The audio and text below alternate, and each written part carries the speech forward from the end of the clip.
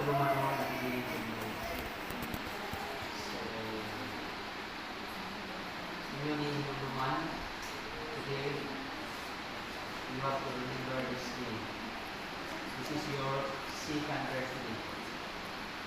Kung na-celebrate mo sa inyong birthday, sa physical ninyo na pagkatao, karoon ikit sa, isa lang isa, 21, June 21, this is your second birthday.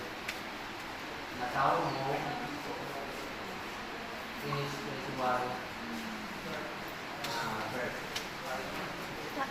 Hindi nga nandiyan ako kay July 21. So, remember this day. Wherever you go, we have options. Nangin ka na mo simbahan.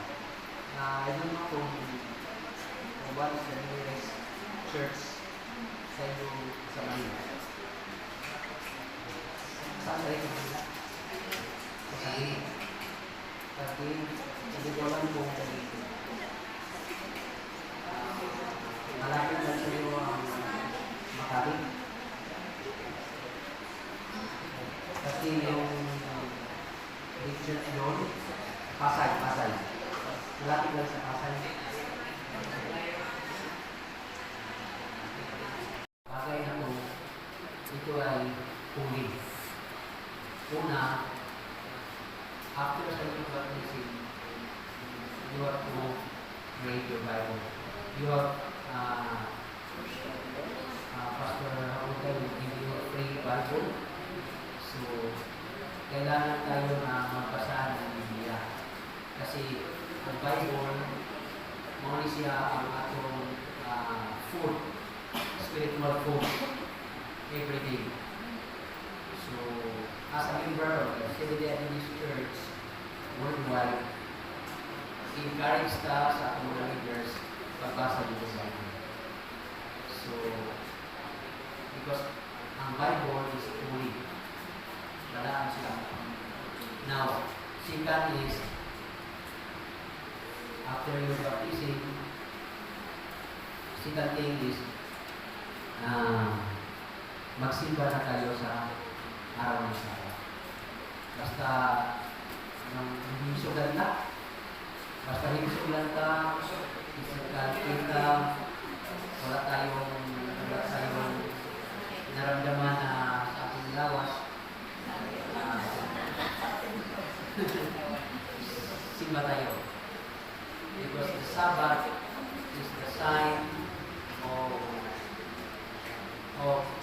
the creation, memorial of God's creation. So, then the third one is tithes. Kailangan tayo na ibalik mo siya isauli yung sa Panginoon. Kasi ang Panginoon nagbigay sa atin, siya ang source sa all blessings na ating nagawa. So we should give or return the tithes to the Lord. The 10%. What is tithe? The 10% of your income.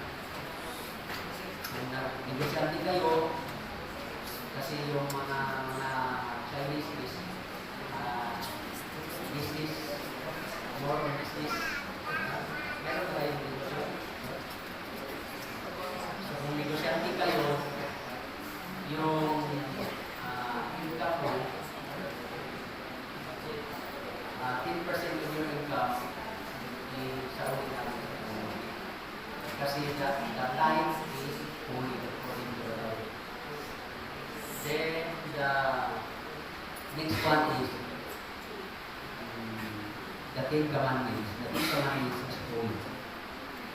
So after your baptism, so we should obey the Ten Commandments of God. Because the Ten Commandments of God reflect the character of God. So we should obey His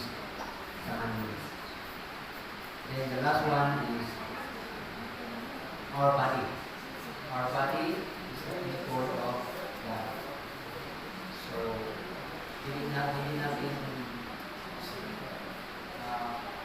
pasukan ng marumi yung lawas natin, yung body natin kasi our body is a temple.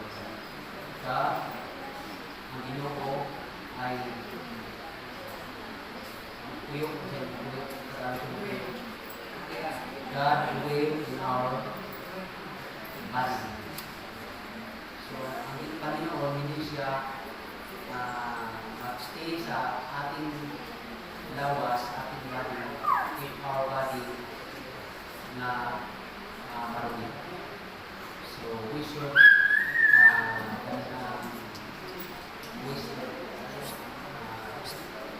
take care of our body. Okay? So, matampo ka?